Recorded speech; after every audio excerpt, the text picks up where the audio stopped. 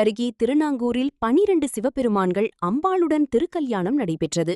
திருமண கோலத்தில் வீதியுலா செல்லும் ஐதீக விழா ஆயிரக்கணக்கான பக்தர்கள் பங்கேற்று வழிபாடு செய்தனர். மயிலாடுதுறை மாவட்டம் சீர்காழி அருகே திருநாங்கூரில் மதங்காசிரமத்தில் மதங்கரிஷி தவம் செய்யும்போது பார்வதி தேவி பெண்ணாக அவதரித்து பின்பு சிவபெருமானை திருமணம் செய்து கொண்டு மதங்கரிஷிக்கு திருமண கோலத்தில் காட்சி கொடுத்ததாகவும், அதைத் தொடர்ந்து 12 சிவபெருமான்கள் அம்பாள்களுடன் ரிஷப வாகனத்தில் எழுந்தருளி திருக்கல்யாண கோலத்தில் வீதியுலா செல்லும் ஐதீக விழா ஆண்டுதோறும் வைகாசி மாதம் ரோகிணி நட்சத்திரத்தில் நடைபெறுவது வழக்கம்.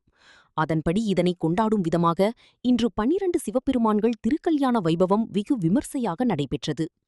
அதனை முன்னிட்டு திருநாங்கூர் ஸ்ரீ அஞ்சனாட்சி சமேத ஸ்ரீ மதங்கீஸ்வர சுவாமி, திருக்காட்டுப்பள்ளி ஸ்ரீ அகிலாண்டீஸ்வரி சமேத ஸ்ரீ ஆரண்யேஸ்வர சுவாமி, திருயோகீஸ்வரம் ஸ்ரீ யோகாம்பிகை சமேத ஸ்ரீ யோகநாத சுவாமி, திருசொர்ணபுரம் ஸ்ரீ சொர்ணாம்பிகை சமேத ஸ்ரீ சொர்ணபுரீஸ்வர சுவாமி, திருநாங்கூர் ஸ்ரீ சந்திரோசு அம்பாள் சமேத ஸ்ரீ அமிர்தபுரீஸ்வர சுவாமி, செம்பதனருப்பு ஸ்ரீ நற்றுணை நாயகி சமேத ஸ்ரீ நாகநாத சுவாமி, திருநாங்கூர் ஸ்ரீ நம்பிரியான் சமேத ஸ்ரீ நம்புவார்கண்ய சுவாமி, திருநாங்கூர் ஸ்ரீ காமாட்சி சமேத ஸ்ரீ கைலாசநாத சுவாமி, திருமேனிக்கூடம் ஸ்ரீ சௌந்தரநாயகி சமேத ஸ்ரீ சுந்தரீஸ்வர சுவாமி, பெருந்தோட்டம் ஸ்ரீ அதிதுல்ய குஜாம்பிகை சமேத ஸ்ரீ ஐராவதீஸ்வர சுவாமி, அன்னப்பன்பேட்டை ஸ்ரீ சுந்தரநாயகி சமேத ஸ்ரீ கலகாமீஸ்வர சுவாமி, நயினிபுரம் ஸ்ரீ நளினாம்பிகை சமேத நயினவரதீஸ்வர சுவாமி ஆகிய 12 சிவபெருமான் திருநாங்கூர் கீழவீதியில் உள்ள மதங்காசிரமம் எனும் மதங்கீஸ்வரர் சுவாமி கோயிலில் எழுந்தருளினர்.